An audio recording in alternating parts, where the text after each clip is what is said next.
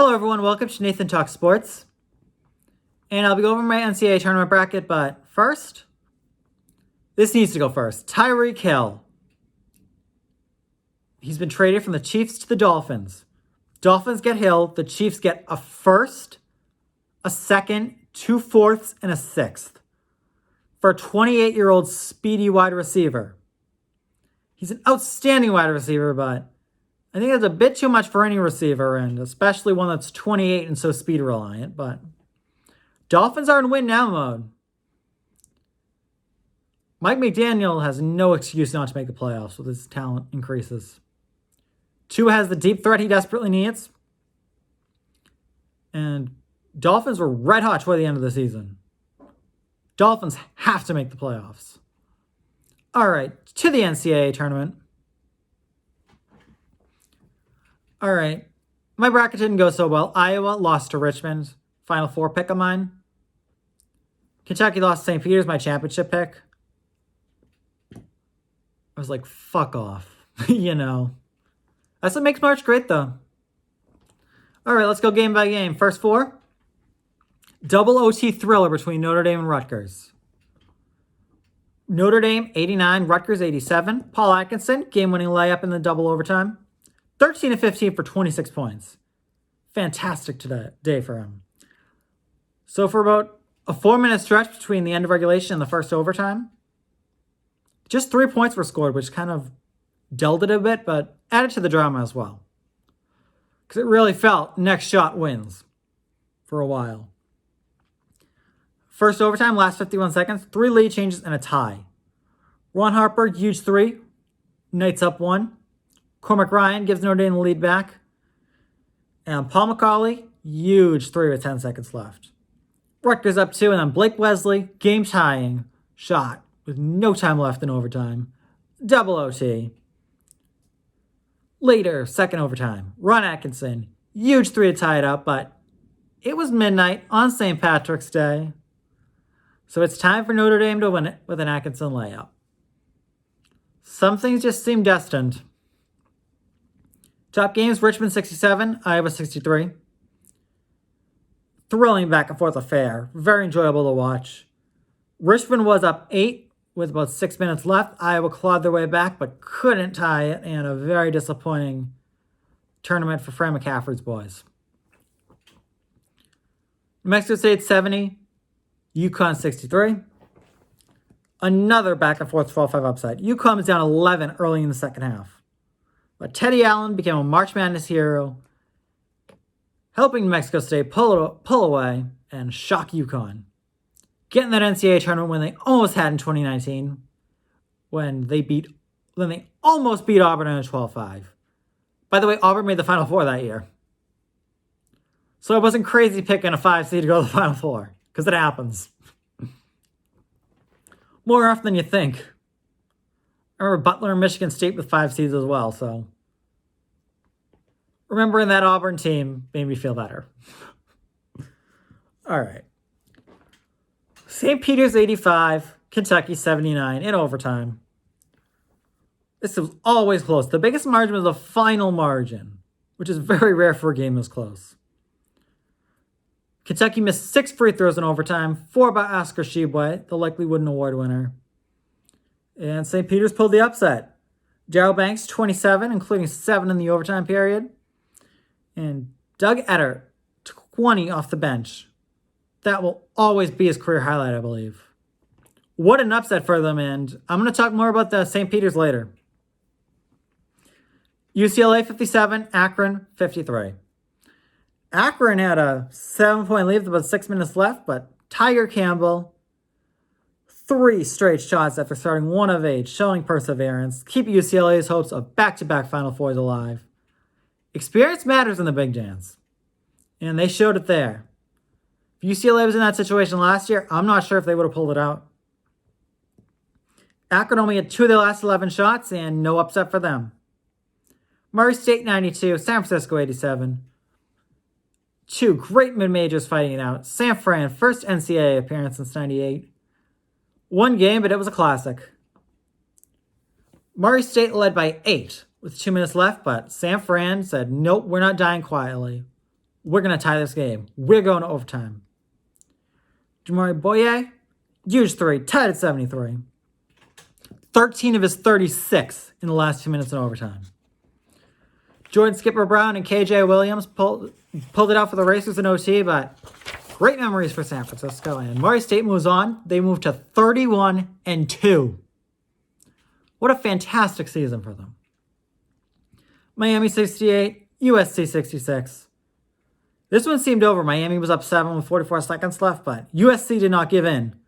Seems to be a common theme in this tournament. Drew Peterson, 2 used threes and a layup. Miami missed a free throw and turned it over. Really not that many key events that ruined them. But Charlie Moore made it all for naught. Game-winning layup. He's a March Madness hero as well.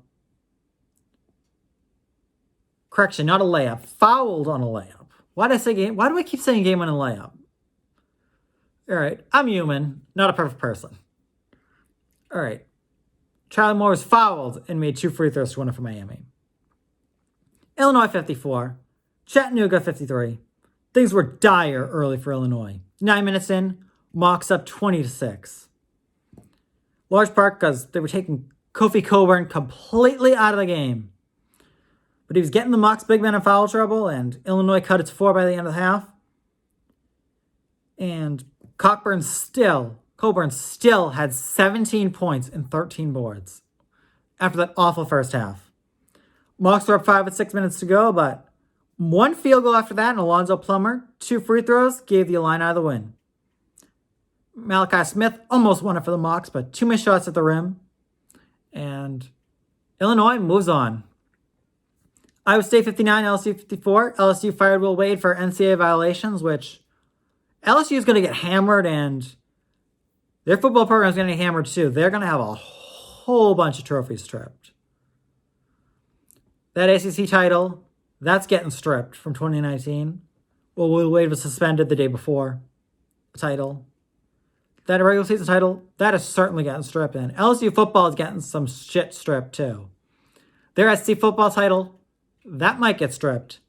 SC West title would as well, just by default. Their national title may be stripped as well, though we'll all remember them as national champions because USC is a champion for 03 and 04. Let's face it. Especially 04 when they won it outright. So they'll be remembered as champions, but not to the NCAA. Back to the game.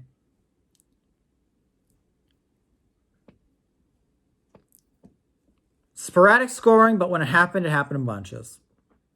In a 4:30 span, Iowa State, the winning team, made 1 free throw. In another period, went 7 minutes without scoring.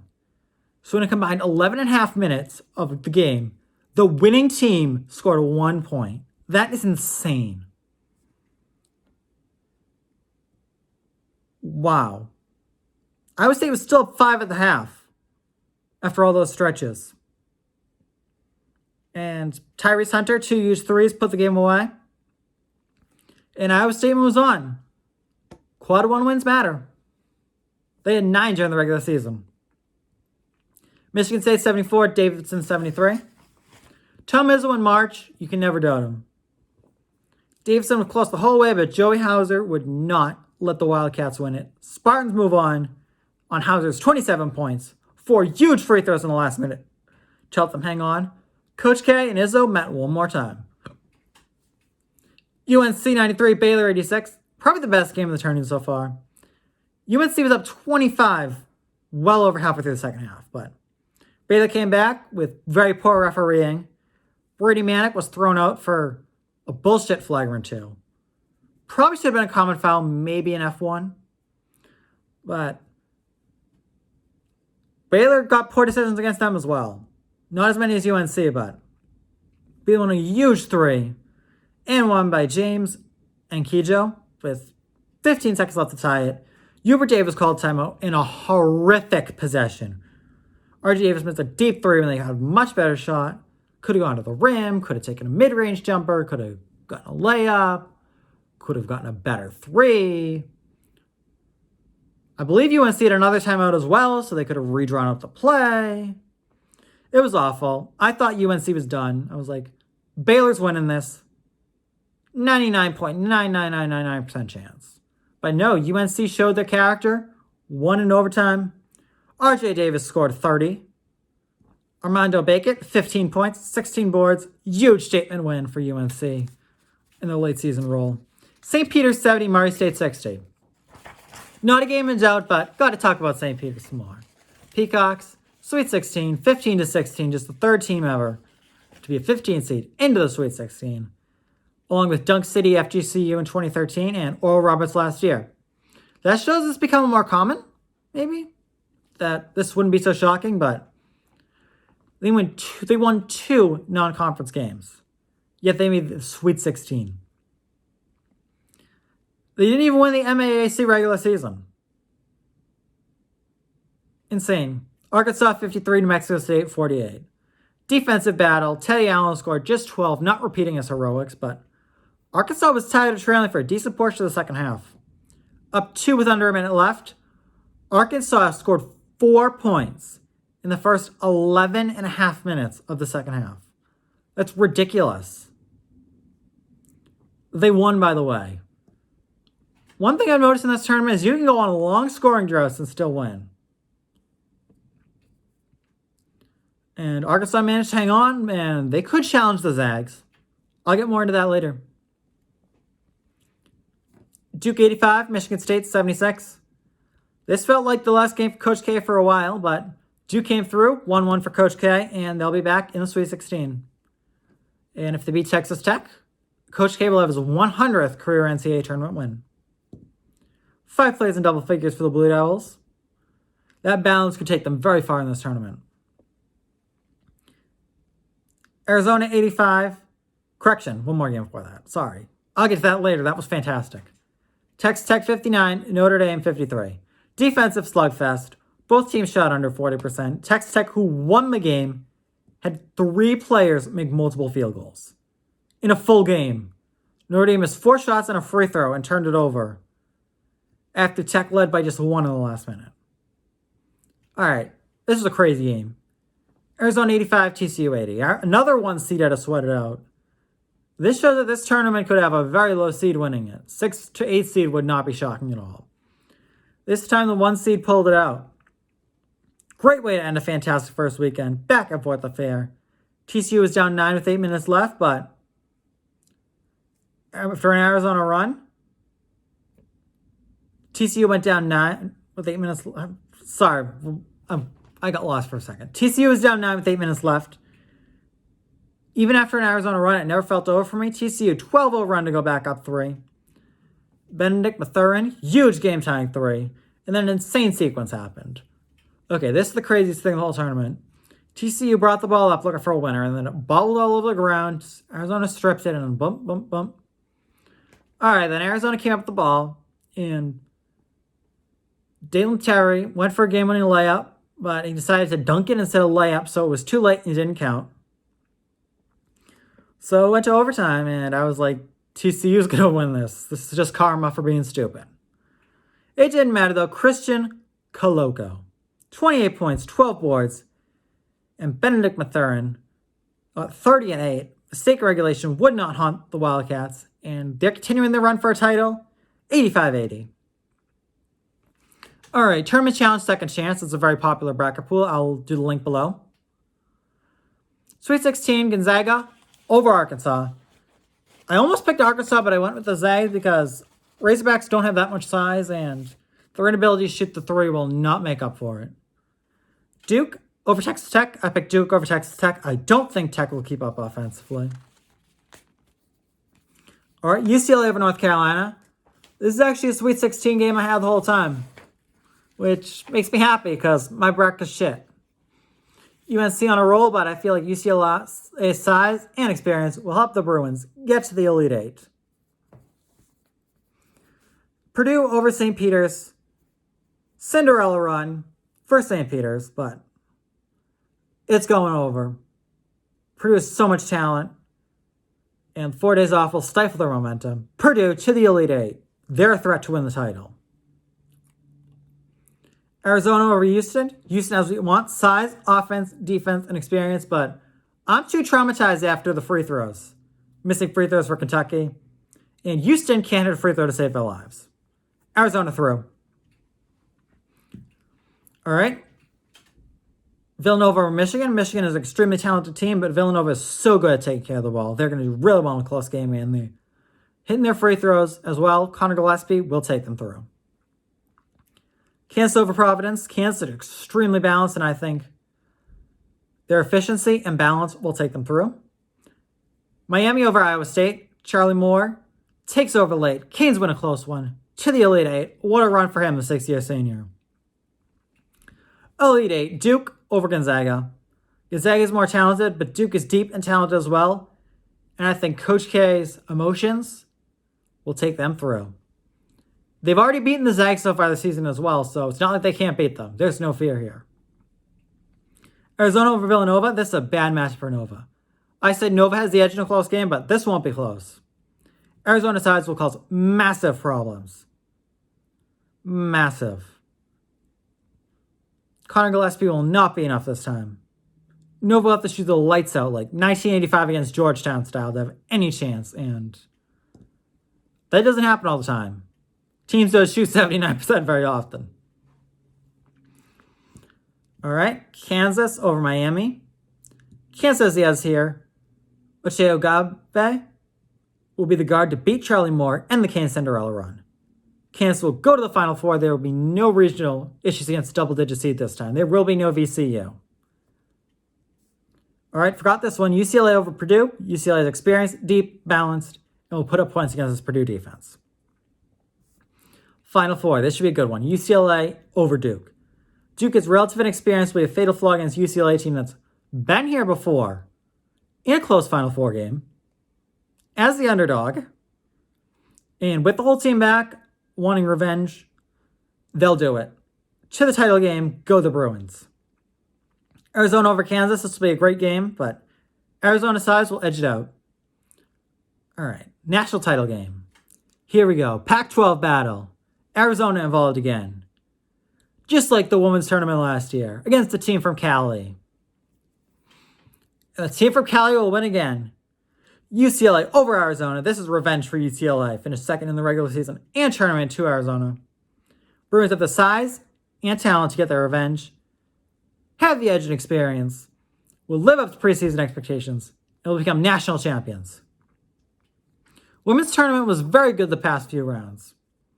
I thoroughly enjoyed it. I did not think the women's tournament would be very good, and I only filled out a bracket, which I will link down below, because my men's bracket fell apart, and I wanted to make myself feel better, but I don't think it made myself feel that much better, actually, because Baylor's out of the Final Four. They're done. I had them in the Final Four.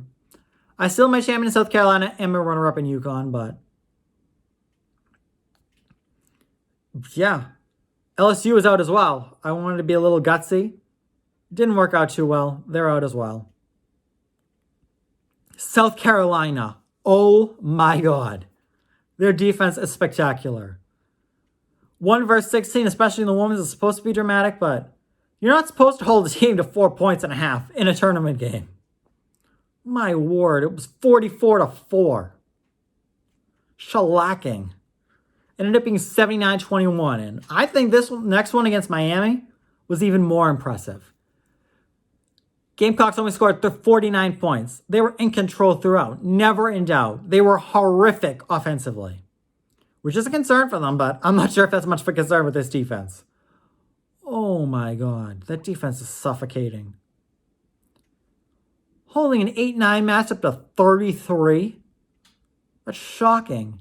After only holding their first opponent to an NCAA record low 21? My word. Another Final Four pick, UConn, almost lost to UCF in the second round. 2 10 seeds, Creighton and South Dakota, made it to the Sweet 16. An 11 seed Princeton and a 12 seed Belmont almost made it as well. Women's tournament takes place on the top 4 seeds' home courts, by the way. Which shouldn't happen. I hate it, but maybe this great tournament will help get neutral sites to feel worthy of hosting the women's tournament.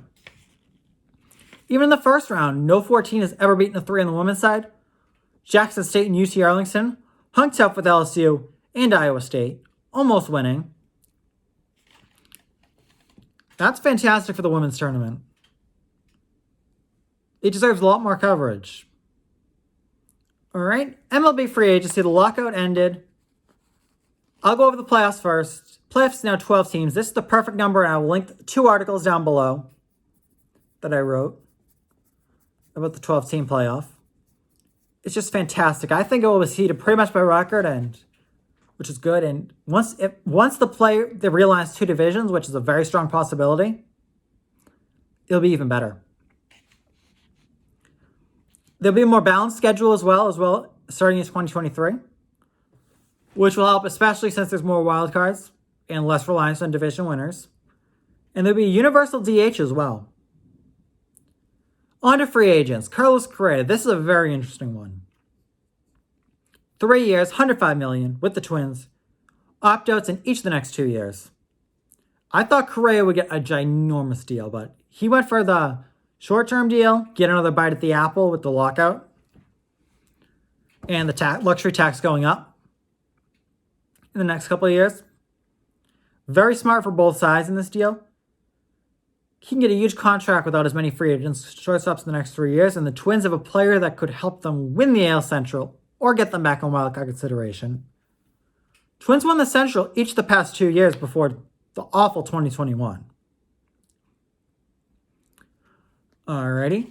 Chris Bryant, 7 years, $182 million with the Rockies. This shocks me. Rockies are dysfunctional. I thought there was no chance Chris Bryant would sign with them. I was like, what the fuck? Why'd you sign with them? But Trevor Story was out before the season started.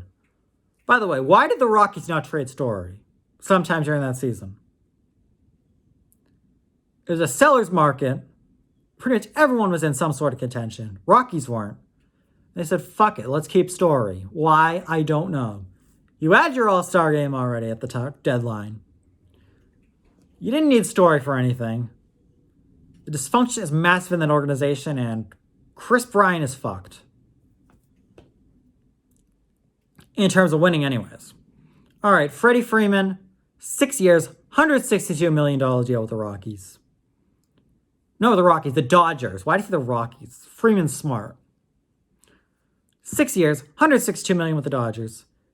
Dodgers are ready to destroy the competition. There will be no Giants team that wins 107 games in the division at this rate. Even if the Giants win 107, the Dodgers might win 120 the way they're going.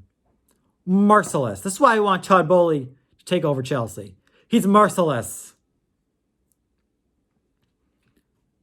He's like, take the best player from the team that knocked us out, and let's go. Trevor Story, my Red Sox got him. Thank God. That was a horrible offseason before that.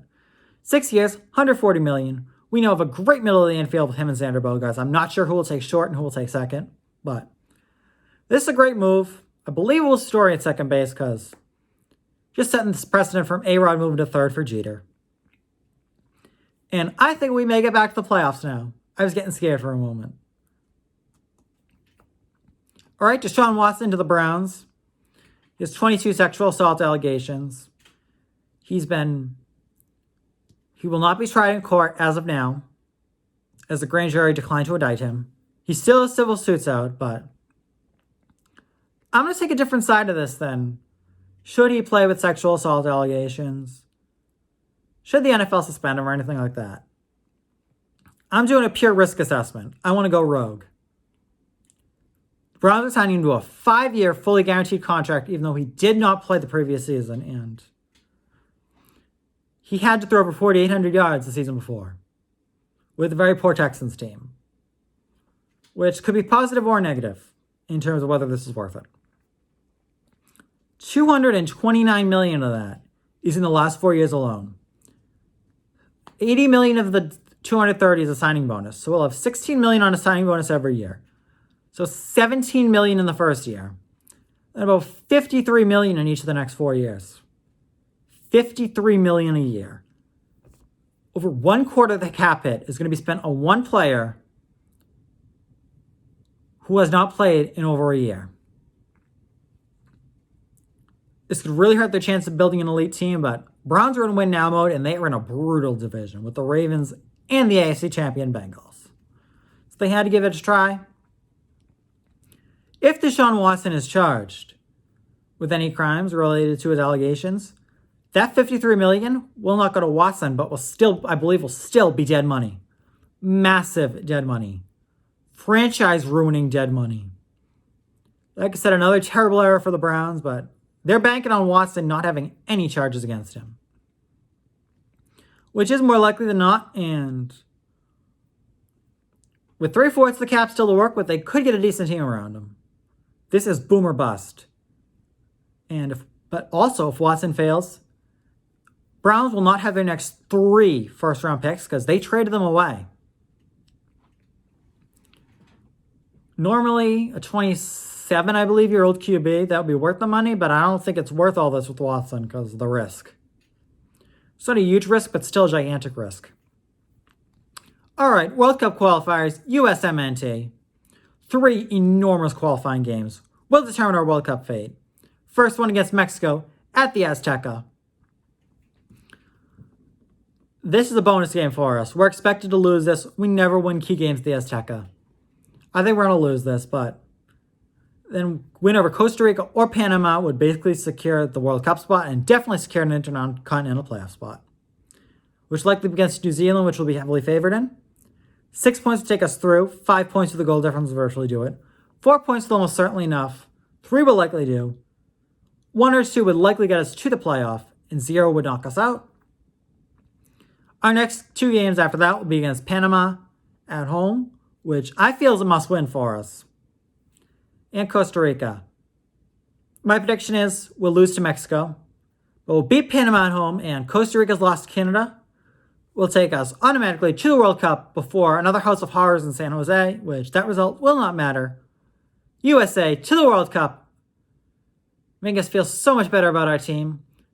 Greg Berhalter will save his job, which I won't particularly like, but I'll be okay with it because we'll be in the World Cup. And that's that. Alrighty, thank you for watching Nathan Talk Sports. Check the links below, and I'll link the Twitter account as well, and follow the Twitter, read the articles, comment on the articles, comment on my tweets, comment on the video, like my tweets, retweet my tweets, subscribe to my channel, and follow my Twitter. Thank you for watching.